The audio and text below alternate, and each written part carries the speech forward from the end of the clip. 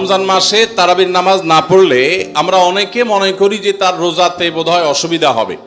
এটা সম্পূর্ণ ভুল ধারণা। তারাবি একটা ইবাদত, রমজানের রোজাটা আরেকটা ইবাদত। যেহেতু তারাবি না পড়লেও রমজানের রোজা হয়ে যায়, তাহলে তারাবি পড়ার কি আর দরকার আছে?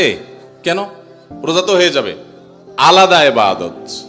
রোজা রাখা একটা ইবাদত, তারাবি পড়াটা আরেকটা ইবাদত। নবী করিম সাল্লাল্লাহু আলাইহি সাল্লাম একই হাদিসে দুটি কথা বলেছেন, মান কামা রমাদানা ঈমানান ওয়া ইহতিসাবান গুফিরা লাহু মা তাকাদ্দামা মিন যামবি। একই হাদিসে বলেছেন, মান সামা রমাদানা ঈমানান ওয়া ইহতিসাবান গুফিরা লাহু মা তাকাদ্দামা মিন যামবি।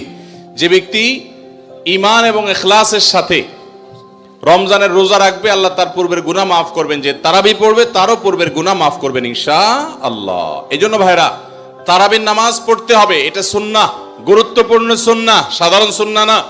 নবী সাল্লাল্লাহু আলাইহি সাল্লাম ছাড়েন নাই, সাহাবীরা ছাড়েন নাই। কোনো ওযর ছাড়া তারাবি ছাড়া যাবে না। জামাত ছুটে গেলে একা একা হইলেও পড়বেন, কিন্তু কোনো কারণে পড়তেই পারলেন না, সফরে আছেন, ট্রাভেলে আছেন, বাসে ছিলেন, ট্রেনে ছিলেন, নাইটে সফর করেছেন, তারাবি পড়তেই পারেন নাই, ইনশাআল্লাহ আপনার রোজা হয়ে যাবে। তাই বলে তারাবিকে অনেকে অবহেলা করেন আজকাল, যেটা তো সুন্নাত, না পড়লেই কি? এই অবহেলাটা আরেকটা দোষের। তাহলে আমাদের মধ্যে দুইটাই সীমা লঙ্ঘন।